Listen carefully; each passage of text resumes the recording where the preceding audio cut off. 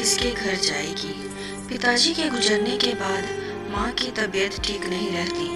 तीनों बेटों और बेटी के चेहरे पर एक ही सवाल था। वह सब के सब 1 घंटे से अस्पताल के बरामदे में टहल टहल कर इस सवाल का जवाब सोच रहे थे। तभी बहन नीलिमा ने कहा, मेरा ख्याल है राजेश भैया सबसे बड़े हैं, इसलिए उनका कर्तव्य है कि वह अम्मा को अपने घर ले जाएं। बड़े भाई ने एक नज़र अपनी पत्नी की ओर देखा और कहा, मुझे पता है कि यह मेरा कर्तव्य है, मैं अम्मा को अपने घर ले जाऊं। लेकिन तुम जानते हो, मैं और मेरी पत्नी हम दोनों जॉब करते हैं और अम्मा की देखभाल के लिए सारा दिन किसी न किसी को तो रहना होगा, जो हम नहीं कर सकते।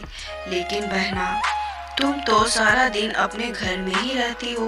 मेरे ख्याल से तुम अम्मा का हमसे ज़्यादा ख्याल रख पाओगी। पैसों की चिंता ना करो, जितने पैसे लगेंगे मैं देने के लिए तैयार हूँ। भाई राजेश ने पैसों का जोर देते हुए नीलिमा से कहा, भैया, मेरी तो बड़ी ख्वाहिश है कि मैं अम्मा का खूब ख्याल रखूं, उनकी सेवा करूं। लेकिन आप मेरे ससुराल वालों को तो जानते हो ना, मुझसे यह सब बर्दाश्त नहीं होगा कि कोई मेरे भाइयों को बुरा भला कहे। मेरा ख्याल है मनोज भैया के घर अम्मा ज़्यादा आराम से रह सकती है। छोटे भाई सुरेश ने भी बहन की हाँ में हाँ मिलाई। मनोज और उसकी पत्नी ने एक दूजे की तरफ देखा। ऐसा लग रहा था जैसे वो आंखों ही आंखों में एक दूजे को कुछ कह रहे हों। उसके बाद मनोज ने कहा, तुम सब तो जानते हो ना, हमारे घर में अम्मा का दिल नहीं लगता। वह तो हमारे घर 2 दिन से ज़्यादा रहती भी नहीं थी। तो क्या होगा, अम्मा को कौन रखेगा। नीलिमा ने अपने छोटे भाई सुरेश को देखते हुए कहा, अरे तुम सब मुझे तो देखो ही नहीं, मेरा घर भी बहुत छोटा है और वेतन भी बहुत कम है। मेरी तो मजबूरी है, अम्मा को अपने साथ नहीं रख सकता। सुरेश ने अपने हाथ खड़े कर दिए। तो फिर अम्मा किसके घर जाएगी। सभी लोग इसी सोच में गुम थे। तभी नर्स ने बाहर आते हुए पूछा, क्या आप सब वार्ड नंबर 2 की पेशेंट के रिश्तेदार हैं। सब घबराकर उठे। जी जी, हम ही हैं, आपको डॉक्टर वार्ड में बुला रहे हैं।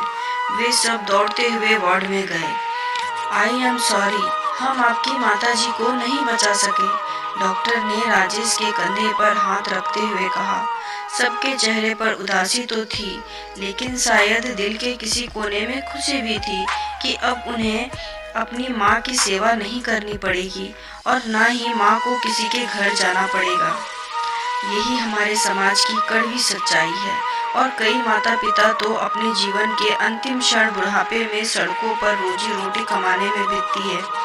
कृपया अपने माता पिता से प्यार करें और जितना हो सके उनकी सेवा करें, तो आपके बच्चे भी आपकी सेवा करेंगे और प्यार करेंगे। उम्मीद करती हूँ छोटी सी कहानी आपको पसंद आई होगी। इस कहानी पर आपकी क्या राय है कमेंट में ज़रूर बताएं और लाइक शेयर सब्सक्राइब जरूर कर दें। कहानी सुनने के लिए और देखने के लिए बहुत बहुत धन्यवाद।